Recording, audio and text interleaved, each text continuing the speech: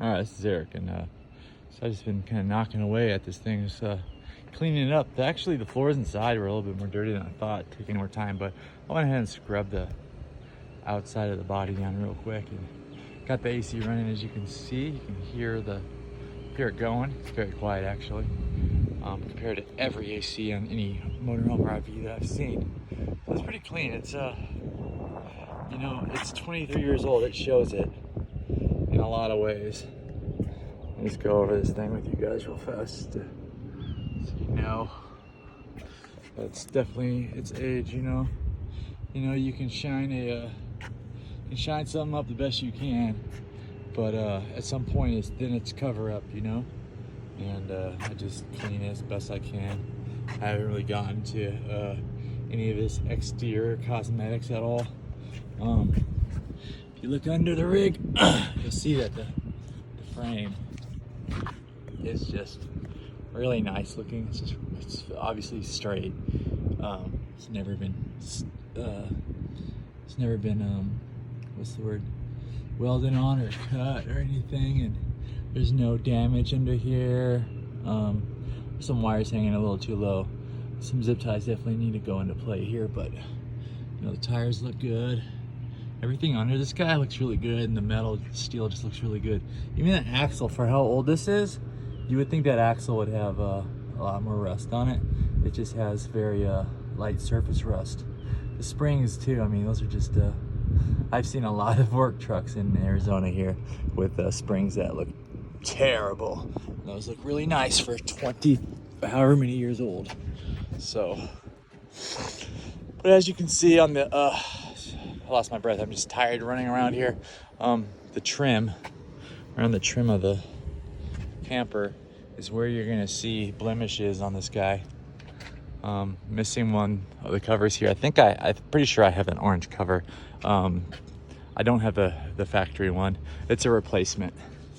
That fell off after I had it. I think the person I got this from put them all up there, and some of them were loose and were falling off, and he just popped them on there. I took it home and it fell off on the ride home. But yeah, so just cleaned her down, cleaned her up a little bit. Got little streaks in the glass, need to fix that, but no big deal. Spare tire cover has a crack right there. A little bit of damage there. I definitely have bumped it and stuff. This thing sticks out quite a ways, so it's kind of easy to hit that thing on stuff. So there's, yeah, I don't know if I showed you that. I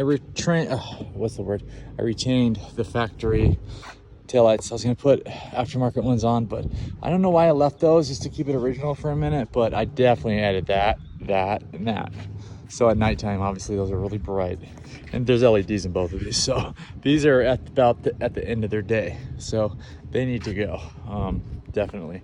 I just didn't find something big that fits that spot that I wouldn't have to do too much work to put on and cover up any holes or any proof that there was another light there. So I haven't jumped the gun on that. Anyways, continuing on. You know, little blemishes. Oh, right here. This needs to get pushed in, I guess.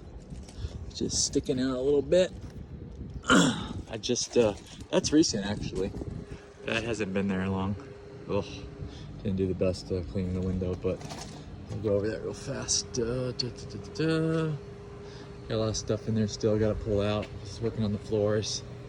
Just various chemicals and stuff, bed stuff. So just taking out all the stuff that definitely doesn't need to go with it. And all in all, it's a nice camper, man, for how old it is and what it does, features, safety. You know, it does what it does. So anyways, so here's a little walk around. Hope you like it. I'm gonna take a break, drink something nice and cold, and sit on my butt for a minute, and then I'm gonna finish this up and give you guys a holler, and then I'm meet you over there in Coolidge. So, all right, otherwise I'm all the way in Anthem, on the Florence and Anthem border. As for what I have going, so with the asking price that I'm asking, Boy, that's a conundrum of what I said there. So it's got 2 tanks up front. I've got a spare tank to go with it. That's the generator, and the blue fuel tank for it. That's what I include in the asking price, as well as electronics that are in there. If we go down from there, that's when I'm going to start definitely removing the generator first, and then probably the projector. Those are really nice pieces. Has a screen too. As you can see in the picture, obviously there's a screen. So it's a really nice setup, man. It's a really efficient setup for how much I have into this thing. It sure does do a lot, especially when we show up to these campgrounds and you see these guys with these $100,000 campers. When we roll up in this thing and we got like 4,000 into it or something crazy like that. Something, nothing. You know, we have the amenities that they have, so it's funny. Also, this has an anti-sway trailer hitch. So I've got the bars literally, I think in my truck. I got the bars here. They're laying somewhere. Oh, they're in my garage next to my car. But anyways, they go from here to there, and that keeps brings the rear end up a bit and really tightens up the suspension on your vehicle, and just makes it really stiff. And this thing will not sway that much. It has before in high winds and high speeds. I was going like 85 and I felt a little wiggle and I slowed down and it was fine. But these bars are ridiculously awesome. Anyways.